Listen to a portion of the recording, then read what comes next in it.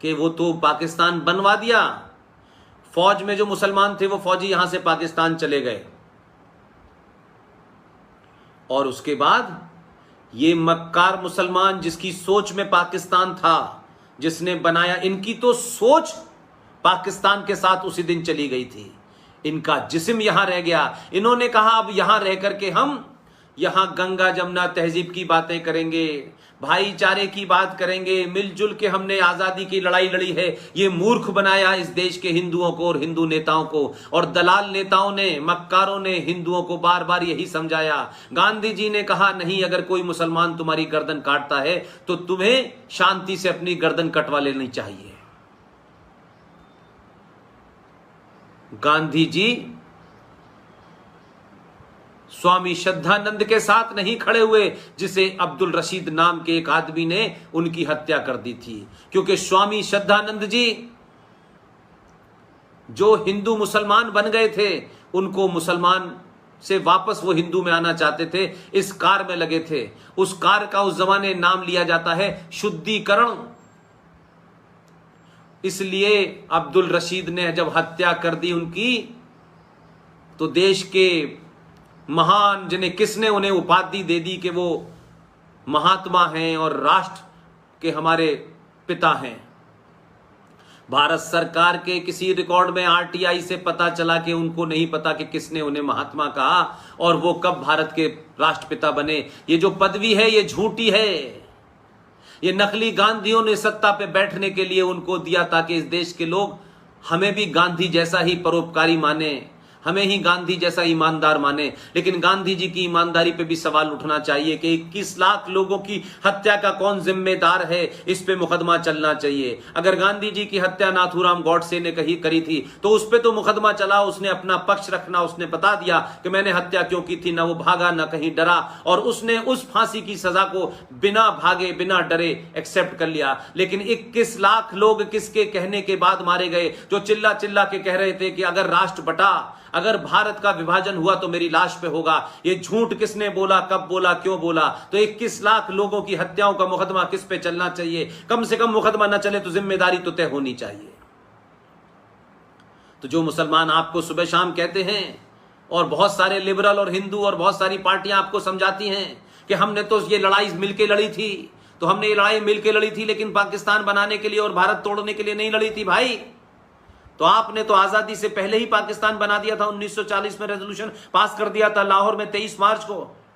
तो आपने तो अपने मंसूबे दिखा दिए थे। तो आप लड़ाई भारत की आजादी की लड़ रहे थे या पाकिस्तान बनाने के लिए लड़ रहे थे?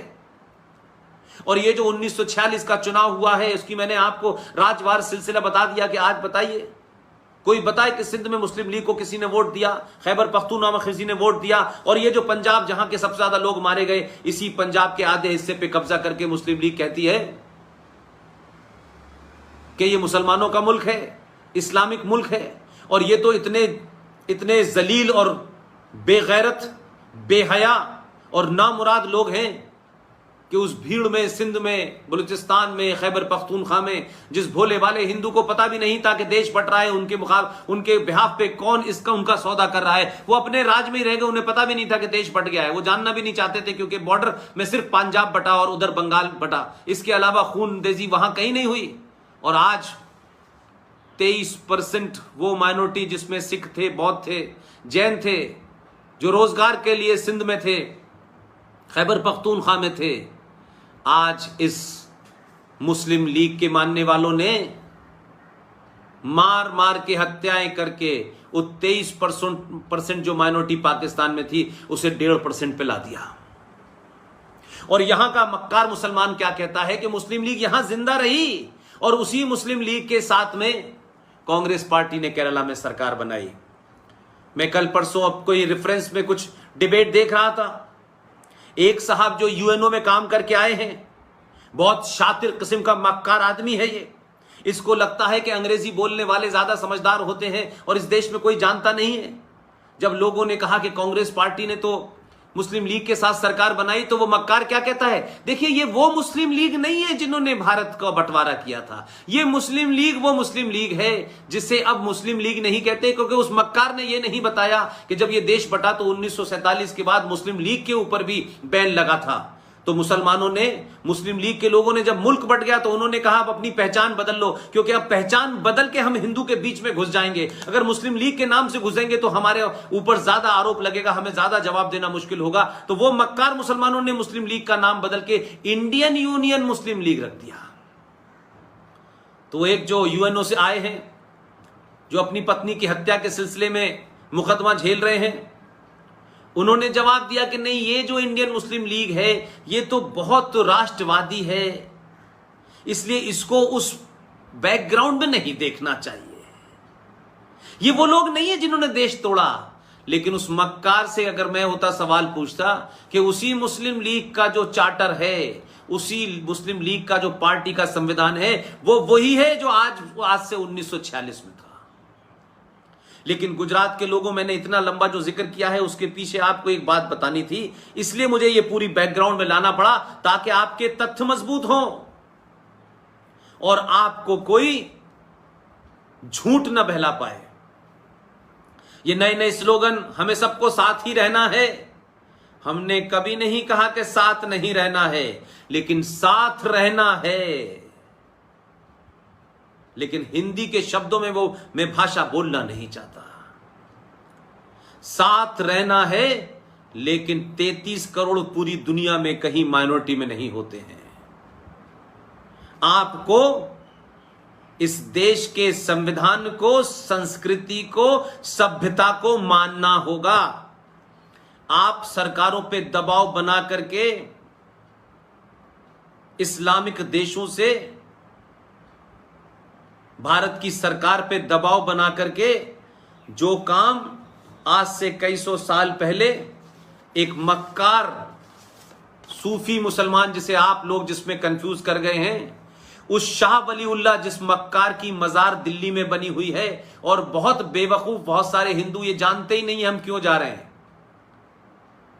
उस सनातनी हिंदू जिसके पास सब कुछ है, वो मजारों पे जने किस लिए अपना मत्था टेकने चला जाता है। उस शाह वलीउल्लाह की मजार बनी हुई है, हमने पूछा नहीं है शाह वलीउल्लाह आदमी कैसा है और इसकी मजार आजाद भारत में कैसे बनी हुई है। और क्योंकि इन चीजों की ठीक नहीं किया गया और कहा छोड़िए छोड़िए अब आगे बढ़िए, नहीं नहीं नहीं नहीं। अगर कोई घर में बलात्कारी निकल आए तो आप उसकी तस्वीर लगाएंगे? अगर घर के अंदर कोई डकैत आया था, उसने आपको घर लूटा था, उसके नाम से सड़क रखेंगे? और फिर कुछ लोग डकैतों के चाहने वाले, उसी मजहब के मानने वाले कहें नहीं नहीं आप छोड़ दीजिए, अब बात खत्म हो गई। तो बात खत्म नहीं हुई।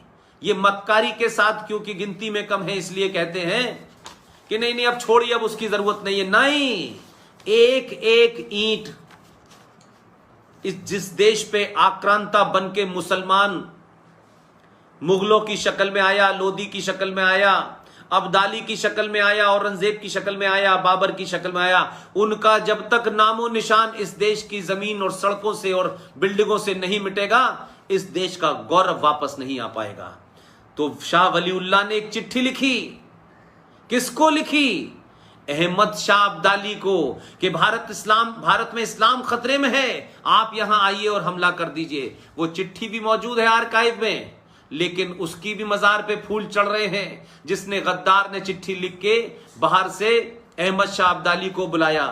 और आपके जमाने में जो बड़ी खबर है, जिसे आपने शायद नहीं पढ़ा होगा या इग्नोर हो गई होगी, लेकिन मैं ऐसी खबरों को जिंदा रखना चाहता हूं ताकि युवाओं के मन के अंदर वो बार बार कौंधे, वो बार बार आपको सोने से जगाए, वो बार बार आपके जमीर को धिक्कारे, वो बार बार आपके जमीर को इस बात के लिए कहे कि तुम किन की संतानों हो, किससे डरते हो। इस आजाद भारत में, दिल्ली राज्य में, जो दिल्ली एक राज्य है, उसी राज्य में एक माइनॉरिटी कमीशन, जिसके बारे में मैंने आपसे इतनी लंबी चर्चा की, उसी की एक ब्रांच है माइनॉरिटी कमीशन ऑफ दिल्ली। उस माइनॉरिटी कमीशन का एक पढ़ा लिखा, बहुत पढ़ा लिखा, ये मक्कार ये नहीं कह सकते कि वो आदमी पढ़ा लिखा नहीं था, झूठा था, थोड़ा सा गलत फहमी हो गई हो। उस मोहम्मद जफरुल इस्लाम, चेयरमैन माइनॉरिटी कमीशन दिल्ली राज्य, उसने इस्लामिक देशों को चिट्ठी लिखी शाह वलीउल्लाह की तरह कि भारत में मुसलमान खतरे में हैं, आप वहां से कुछ हमारी मदद कीजिए, भारत की सरकार पे दबाव डालिए।